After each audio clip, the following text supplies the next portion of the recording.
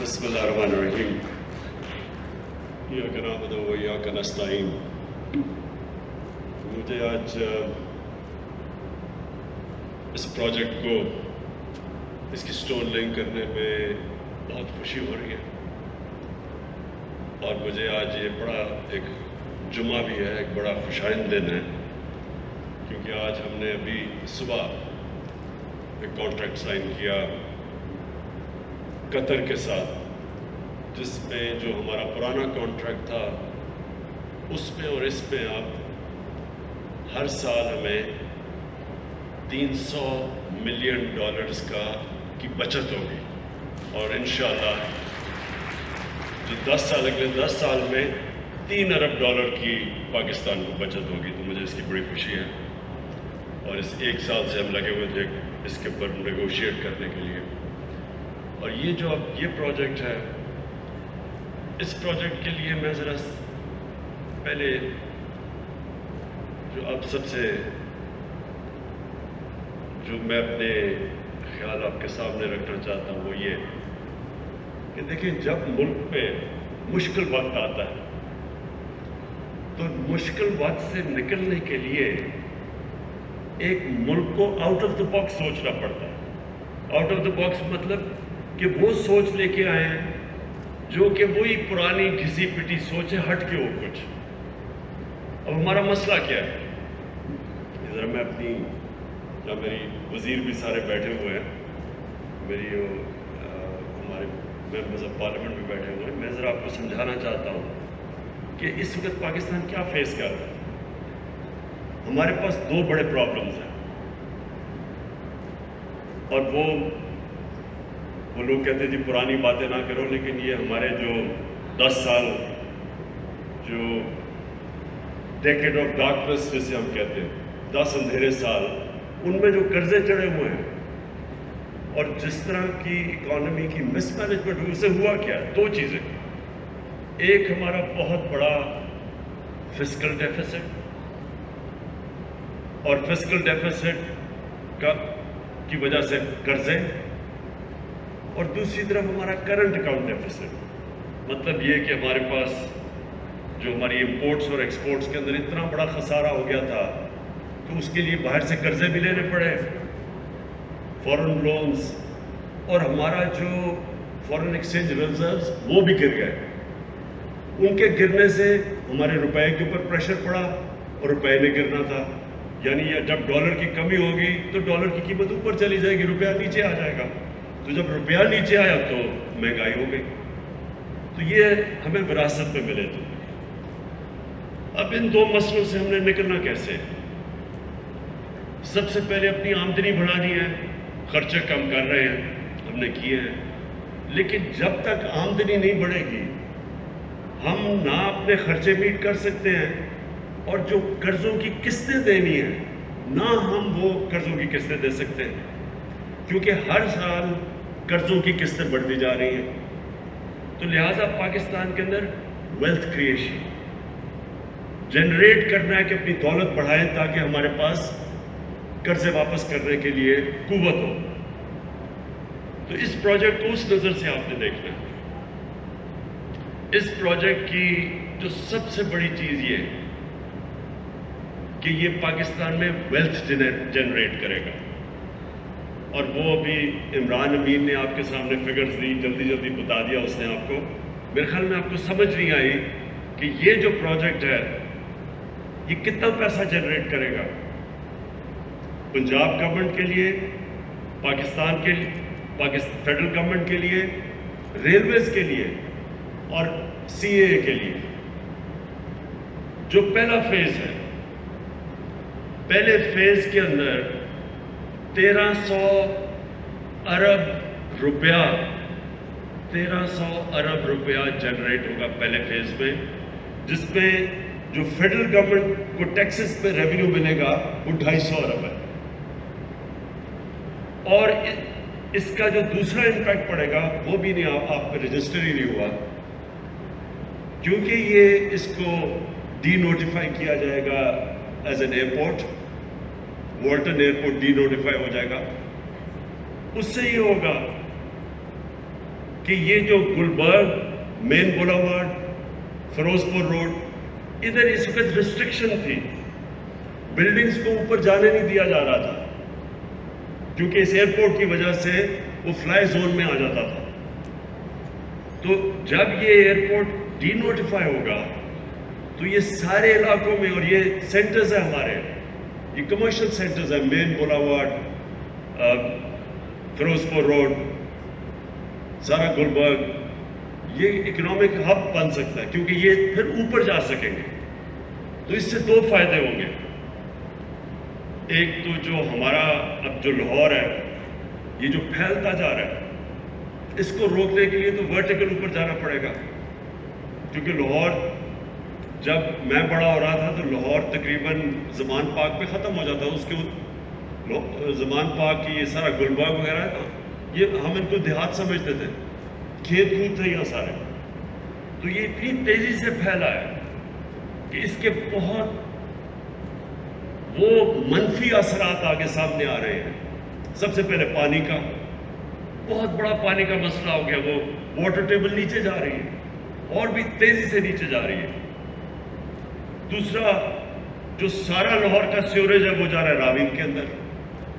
جب راوی کا سیوریج کا مطلب کہ وہ سارا نیچے سندھ تک اس سارے شہر کا سارا سیوریج نیچے جا رہا ہے, جو کہ پانی کو بھی خراب کرتا ہے.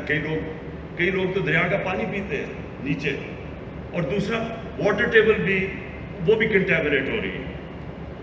اور جو راوی ہے وہ جب سردیاں آتی ہیں تو وہ جب سکڑتا ہے تو وہ بالکل ایک سیوریج کا نالا بن جاتا ہے. تو وہ ایک ایشو. اور جتنا آپ کا شہر پھیلتا جاتا ہے اس کو آپ فیسلٹیز ہی نہیں دے سکتے, نہ آپ ان کو سیوریج سسٹم دے سکتے ہیں, نہ پانی دے سکتے ہیں, اور جو بھی آپ امینٹیز دیتے ہیں ان کا خرچہ بڑھتا جاتا ہے. اس لیے دنیا میں ماڈرن سٹیز اوپر جاتی ہیں. اور پھر یہ جب والٹن ایئرپورٹ ڈی نوٹیفائی ہوگا تو یہ سارے علاقوں کو جب اجازت کی کمرشل اوپر جانے کا, تو جو انہوں نے ایسٹیمیٹ کیا ہے, اور عمران میں یہ چاہوں گا کہ آپ کے میڈیا کو بریک ڈاؤن دیں, یہ ایسٹیمیٹ کرتے ہیں کہ اس کا کمرشل ویلیو جو ہماری ویلتھ جنریٹ ہوگی وہ 6,000 ارب روپے ہو گئے. 6,000 ارب روپیہ. کیونکہ مجھے لگتا ہے یہ سامنے میرے خیال میں آپ لیٹ نائٹ سب نے کی ہوئی ہے کیونکہ سوئے ہوئے آپ سب, کوئی تالیوں کی آواز نہیں آئی کہ 6,000 ارب روپیہ جنریٹ ہوگا. یار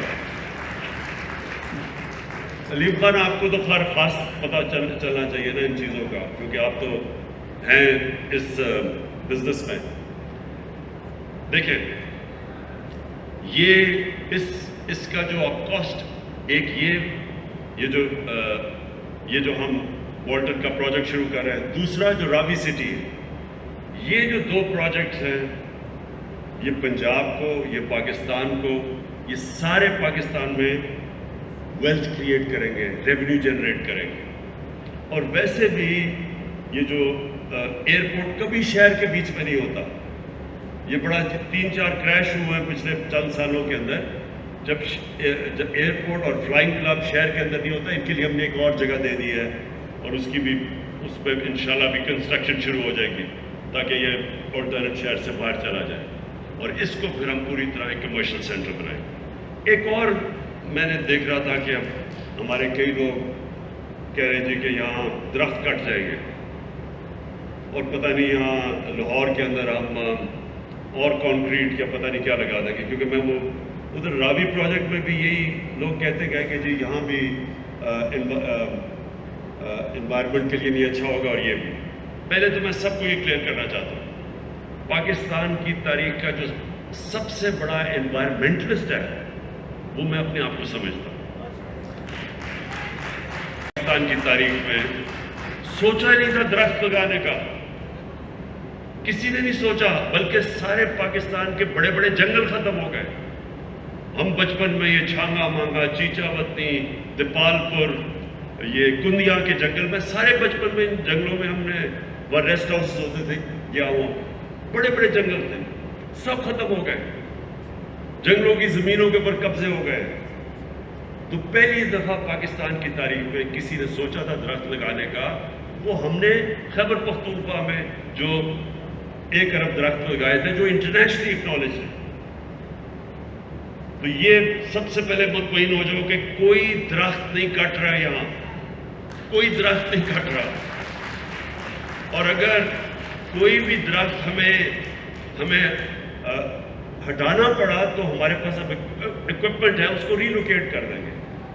لیکن جو اس کے بدلے جو ابھی انہوں نے آپ کو بتایا اربن فارسٹری، جو کہ ہم پورے یہاں درخت اگا رہے ہیں اور جو ساری ماڈرن ٹیکنالوجیز لے کے آ رہے ہیں، جو اب نئی نئی درخت اگانے کی اربن فارسٹری کی ٹیکنالوجیز ہیں، وہ ساری یہاں یوز ہوں گی.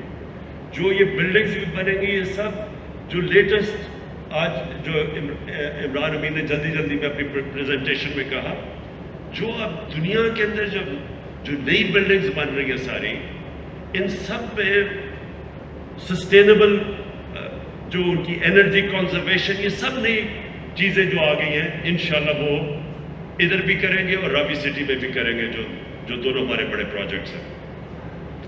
اور اس کا پھر ایک اور بہت بڑا جو فائدہ، جو ہمارا دوسرا مسئلہ ہے کرنٹ اکاؤنٹ کا، کہ جیسی ہماری اکانومی اوپر اٹھنے لگتی ہے، ہمارے پاس فوراً ریزرو جو ہمارے ہیں ان کو کم ہونے شروع ہو جاتے ہیں، روپے پہ پریشر پڑ جاتا ہے، کیونکہ امپورٹس بڑھ جاتی ہیں. اور جب امپورٹس بڑھتی ہے تو پھر کرنٹ اکاؤنٹ، یعنی ہمارے جو ڈالرز ملک میں جو آ رہے ہوتے ہیں وہ کم ہوتے ہیں اور ملک سے باہر زیادہ ڈالرز جا رہے ہوتے ہیں. ہم نے ابھی تک پچھلے 5-6 مہینے میں بڑی دیر کے بعد پاکستان کا جو کرنٹ اکاؤنٹ ہے وہ سرپلس میں رہا. سوائے پچھلے مہینے 6 مہینے ہمارا کرنٹ اکاؤنٹ سرپلس میں رہا. تو جب ہمیں سب سے بڑا ڈیفیسٹ ملا تھا جب ہماری گورنمنٹ آئی تھی $20 ارب کے. تو یہ جو پروجیکٹ ہے اس کی وجہ سے ڈالرز آئیں گے پاکستان میں. میں بار بار لوگوں کو کہتا ہوں کہ ہمارا جو سب سے بڑا اثاثہ ہے وہ ہمارے اوورسیز پاکستانی ہے. اور اوورسیز پاکستانی اب جب بھی کوئی ہاؤسنگ سوسائٹیز بنتی ہیں، علیم خان کو پتا ہوگا اس میں بہت بڑی انویسٹمنٹ اوورسیز پاکستانی کرتے ہیں، کیونکہ وہ بدقسمتی سے ہم نے ابھی تک وہ سسٹم نہیں بنایا کہ وہ ہمارے لیے انڈسٹری میں اور چیزوں میں انویسٹ کریں. وہ کرتے ہیں پراپرٹی میں صرف. تو یہ جو بڑا میگا پروجیکٹ ہے یہ راوی سٹی کا، اور یہ جو والٹن کا ہمارا پروجیکٹ ہے، اس کے اندر بہت زیادہ انٹرسٹ اوورسیز پاکستانی کا. اور اس کا مطلب کہ باہر سے ہمارے پاس پیسہ آئے گا، اور جیسے جیسے ہمارا ملک اب اوپر جا رہا ہے، ہماری ٹیکسٹائل ایکسپورٹس بڑھتی جا رہی ہیں، ہماری اس وقت نئی فیکٹریاں بن رہی ہیں، تو جو مشین امپورٹ کرتے ہیں اس سے پریشر پڑ رہا ہے ہمارے فورن ایکسچینج ریزرو سے. اس لیے بھی یہ پروجیکٹ بڑا امپورٹنٹ ہے، کیونکہ اس کی وجہ سے ڈالرز آئیں گے اور ہمارا پھر جو ہمارے روپے پہ پریشر انشاءاللہ نہیں پڑے گا. میں جو عثمان بزدار نے بھی بات نہیں کی، اس میں صرف ایک اور چیز ٹچ کرنا چاہتا ہوں. جو ہمیں نیا پاکستان پروجیکٹ ہمارا گھروں کا، افورڈیبل ہاؤسنگ کا، پہلی دفعہ پاکستان کی تاریخ میں کوشش کی جا رہی ہے کہ تنخواہ دار طبقہ، مزدور طبقہ، جن کے پاس پیسے نہیں ہے، کیش نہیں ہے گھر بنانے کا، تو ان کے لیے آج تک وہ بس خواب ہی دیکھتے رہتے تھے کہ ہمارے پاس بھی گھر ہو. تو یہ پہلی دفعہ پاکستان میں کوشش کی جا رہی ہے. اس میں ہم نے بینکس کو انوالو کیا ہے. اس میں ہم نے بڑی مشکلوں سے جو ایک قانون تھا فور کلوزر لا، وہ پتہ نہیں کتنی دیر سے پھنسا ہوا تھا، وہ قانون آج پاکستان میں فور کلوزر لا کا قانون آیا. اس لیے بینکس بھی اب اس میں آ چکے ہیں، اور ہم پوری کوشش کر رہے ہیں کہ آپ بینکس کو انکریج کریں، کیونکہ ان کو اب تک عادت نہیں تھی کہ چھوٹے لوگوں کو قرضے دینے کی. بینکوں کو کوئی عادت نہیں تھی. ہماری ایک اخوت جو NGO ہے وہ تو دیتے قرضے بیچارے لوگوں کو، اور ہم نے ان کو بھی فنڈ کیا ہوا 5 ارب کہ وہ بھی جو لوگ بالکل ہی نچلا طبقہ ہے ان کی مدد کرتے ہیں قرضے دینے میں، مائکرو فائنینس میں. لیکن جو جو بینکس ہیں یہ پہلی دفعہ پاکستان میں مورگیج فائنینسنگ کے اندر آئے ہیں، اور اس پہ گورنمنٹ نے بھی ان کے ساتھ مل کے ان کو انسینٹیوز بھی دیے ہیں، اور آگے بھی مسلسل ان سے میں خود میٹنگز کرتا ہوں۔ یہ ہم پہلی دفعہ جو انہوں نے ابھی فلیٹس اناؤنس کیے، 50,000 میرے خیال میں فلیٹس اناؤنس انہوں نے جو کیے، یہ سارا ہمارا نیا ہاؤسنگ پروجیکٹ کے تحت ان کو فائنینسنگ کی جائے گی۔ اور اس مقصد یہ ہے کہ وہ لوگ جو آج تک کبھی بھی جن کے پاس کیش نہیں تھا گھر خریدنے کے لیے، ان کے پاس یہ مورگیج فائنینسنگ ہو، تاکہ وہ جو قسطیں دیتے تھے، کرائے پہ ہر مہینہ پیسہ خرچ کرتے تھے، اسی کرائے کے اوپر وہ قسطیں دے دیں بینکس کو، اور ان کو اپنا گھر ان کو مل جائے گا۔ اور انشاءاللہ یہ جو ہمارا سال ہے، اب تک تو یہ پورا سٹرکچر ہی تیار ہو رہا تھا اس کے لیے، نیا پاکستان ہاؤسنگ کے لیے، اور پرابلم مشکل قانون چینج کرنے پڑے، رولز ریگولیشنز چینج کرنے پڑے، FBR کے ساتھ بیٹھ کے ٹیکسز کم کرنے پڑے، یہ سارا پروسیس کافی ٹائم لگا ہے، لیکن اب انشاءاللہ ہم تیار ہیں کہ یہ پورا لانچ کریں اپنی جو افورڈیبل ہاؤسنگ جو کبھی بھی پاکستان میں پہلے کسی نے نہیں کیا۔ اور آخر میں خاص طور پہ آپ کو چیف منسٹر صاحب، میں آپ کو مبارک دیتا ہوں، یہ جو بڑی ریکارڈ ٹائم کے اوپر ہم نے یہ سب کچھ تیاری کی ہے اس بڑے پروجیکٹ کے لیے، اور یہ ایسا پروجیکٹ ہے کہ جو بڑی جلدی لوگوں کو اب نظر آئے گا ٹیک آف کرتے ہوئے۔ اس میں بہت انٹرسٹ ہے، اس پہ بڑے بڑے بلڈرز انٹرسٹڈ ہیں اس وقت، اور جیسے ہی جب آپ دیکھیں گے لاہور کے لوگوں کو نظر آئے گا کہ یہ ایک ماڈرن سٹی کی طرف اب لاہور جائے گا۔ میں نے تو شروع سے دبئی میں جب جاتا تھا تو چھوٹا سا دبئی شہر تھا، اور اس کو اتنا بڑا دیکھا تو اس کے پیچھے پیسے سے زیادہ ایک ویژن تھی۔ انہوں نے سوچا کہ دبئی کو کیسے ایک ماڈرن سٹی بنائیں گے، اور ہمارے سامنے وہ ہر سال چینج ہوتا گیا دبئی۔